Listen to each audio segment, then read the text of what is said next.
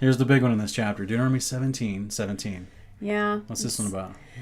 It's about that dirty word, polygamy. That's right. Yeah, this one is basically Plural marriage. Yeah, I know that. I think it's Deuteronomy 23 where it talks about if a man has two wives, and we see people likes to use that as a precedence to say that polygamy is okay. My lovely wife and I do not abide by the idea that polygamy is okay. No. We think that it's very simple example given to us by the Creator at creation. Yeah. He made a man and a woman, and just one of each. Yeah. And so as a result of that, he said, what did he say when he made Adam before Eve was made? He said, Adam was without a helpmate, and it was not good. Yeah. Right? It was not good that man was alone. At that point, did he make multiple wives? Doesn't look like it. No. And we don't ascribe to no Lilith pre-Ham before Yeah. Eve and none of that Gnostic stuff.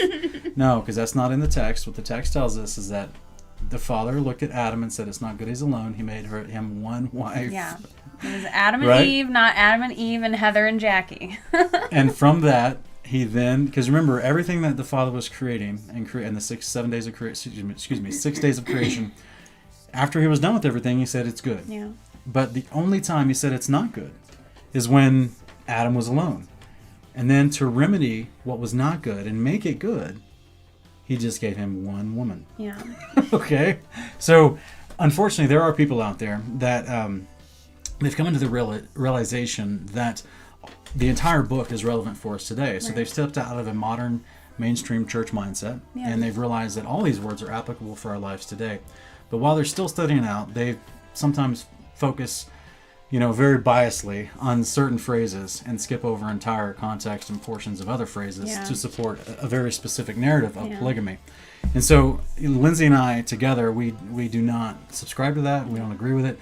And we think that Deuteronomy 17 is a wonderful example of the Father encouraging us that that's not the ideal example, right? So he not only did he give us Adam, okay, so Adam was a king, being the first and the elder of all men. Yeah. And if we read the other sources in the apocryphal extra biblical books, we find out Adam was a king, right?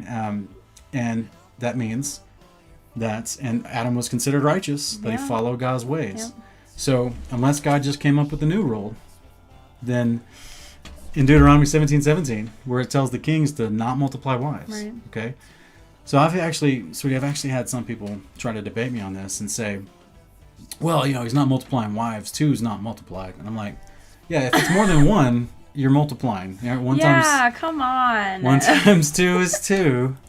Or 1 even plus 1 is 2. So the point is that, you've multiplied beyond the singular 1 if you get 2. Right. Very simple concepts. But I just want to strongly encourage folks that we have a wonderful example given to the kings. I think that it's very important for us to grasp this idea that the king of Israel, even though during the days of Deuteronomy they didn't have one yet, the Father knew they were going to have one, so he's already given them laws ahead of time, knowing that they were going to, yeah, call we out want for to be one like another. everybody else. Give us a king. So he knew their hearts, obviously, and he knew they were going to appoint a king later. And it's actually, it fits wonderfully into the typology of Messiah, who's our king, Right. and will be king of Zion when the kingdom comes. And so the Father uses that typology, throughout the kings of Israel to speak idiomatically of the Messiah at different times, and that's fine. But one of the requirements of the king was they can only have one wife, and they weren't supposed to multiply horses as well, which is something interesting because we kind of see Solomon do both. He did, but he also multiplied gold and silver to himself. That's I mean, true. he pretty much violated all of Deuteronomy 17:17. He one of violates those it. commandments. Yeah. And people will use the justification saying, well, Jacob had more than one wife, and he was tricked into that. By the way, tricked into it. Yeah, and if you actually read those stories, they aren't happy stories. That's right. There's a lot more wives, more problems. People Yeah. It didn't seem like anyone was really enjoying that situation very much. Yeah, Leah was constantly jealous of Rachel. Yeah. It was bad. And then of course Leah had a child first, and then Rachel was jealous, and it was just Even the practicality of all that just breaks my heart as far as... Even if we go back to Abraham and Sarah, we have Sarah, coming up with this bright idea, and then she finally has Isaac, and then she totally despises Hagar, and poor Hagar is driven away. Yeah. And Ishmael is driven away with, Hagar, and so now he's separated from his father. Yeah. And so it's like, it creates chaos, and it was not the original design. So what's interesting to me is that a person can argue and try to debate for this concept that they think it's something just because there's no legitimate law to punish someone if they do it, right? So people say, well, God allows it, therefore it's okay. Well, God did allow it. You're right. There's some instances where it was allowed, and no one's punished for having more than one wife. And that, some people have theorized that's just because of the caretaking involved of what happens according to the law, so that when you do take another wife, sometimes it was given to you by other people to take care of her. Unfortunately, there's provisions and rules about how you treat a wife you love and a wife you don't love, and the children that come from that. We read about that later. We'll probably get to that next week. Probably next week. But the point is, this is a subject that I feel needs to be rightly divided and carefully divided, because I just want to put a blanket statement down and say, from our opinion, the Torah does not promote multiple wives, does not promote polygamy at all. Right. It makes provision for when men do something not intended, but it does not. I mean, we've got a huge amount of rules in the instructions of God that are provisions for He legislates all kinds of sins. These different scenarios men get themselves into because of their unrighteousness. Right. He then gives them a remedy for that, how you deal with this problem later, now that you're in this situation. Right. But he never encourages you to go off and get into that situation to begin with. Right.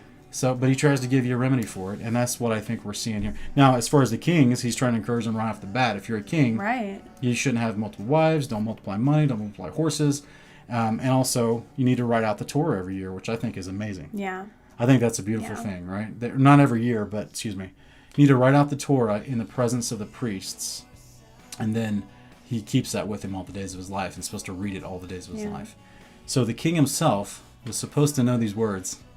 So when we see David multiply wives, and we see Solomon multiply wives, it was not intended. They were actually breaking the command. We also see it spoken of in the New Testament, and we see that we are admonished, people who are leaders in the church are admonished to be the husband of one wife. So you can tell even then there might have been some sort of a discussion going on that somehow this is justifiable. But as far as leadership in the the early church body, it was a flat out no, just like it is a flat out no right here. So people who say there's no law against it are clearly ignoring this here in Deuteronomy, and they're also ignoring everything in the New Testament that talks about it. I think it's 1 Timothy 2:3, I believe, is the first mention by Paul, talking about a deacon or elder should be a man of but one wife, sound doctrine. So he includes in the same phrase sound doctrine and one wife. Yeah. Also in Titus 1:6, I believe it's Titus 1:6, we have another mention of the same concept. A man, any leader in the church, he needs to be of one wife. He can't have multiple wives. So, because he's not a king, but he's a leader, he's an example. Right. So I think it's hilarious to try to say that someone could acknowledge the fact that we have leaders amongst the body, but yet somehow this rule doesn't apply to them. Yeah. And I just, I think it's bad, guys, and I would strongly discourage anyone who might be drawn into that trap to think it's okay. I would discourage you away from that.